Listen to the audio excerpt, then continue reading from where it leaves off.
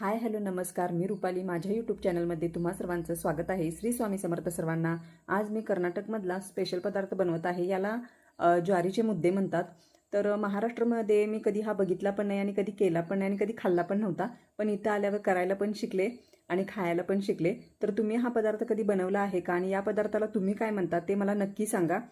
तर मी तर मराठीमध्ये याला ज्वारीचे बॉलच म्हणेन, कारण मला माहिती नाही मराठीमध्ये ह्याला काय म्हणतात. आणि हे ज्वारीचे मुद्दे ना नॉनव्हेज बरोबर पातळ आमटी, डाळीची आमटी कुठलीही असू दे त्याच्यामध्ये बुडवून खातात छोटे छोटे गोळे करून.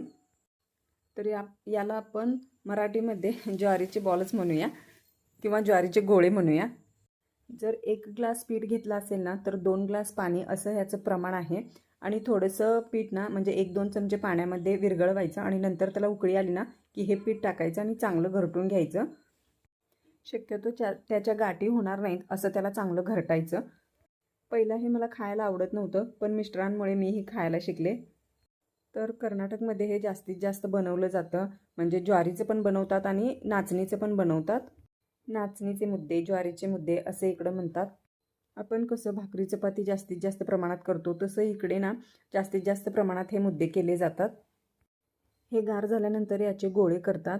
तर गोळे करण्यासाठी प्लेट वापरू शकता तुम्ही किंवा हा फोडणीचा जो साचा आहे तो वापरू शकता.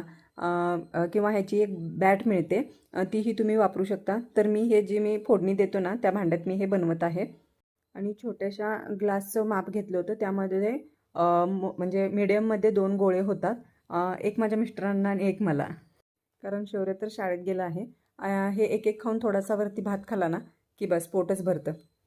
तर याच्याबरोबर मी डाळ पालकची आमटी आधीच करून ठेवली आहे. आजचा हा पदार्थ, आजची ही रेसिपी कशी वाटली ती नक्की सांगा. आवडल्यास एक लाईक करा, चॅनलला सबस्क्राईब करा, जास्तीत जास्त शेअर करा आणि भेटूया अशाच नवीन व्हिडिओमध्ये. तोपर्यंत बाय बाय सर्वांना. श्री स्वामी समर्थ.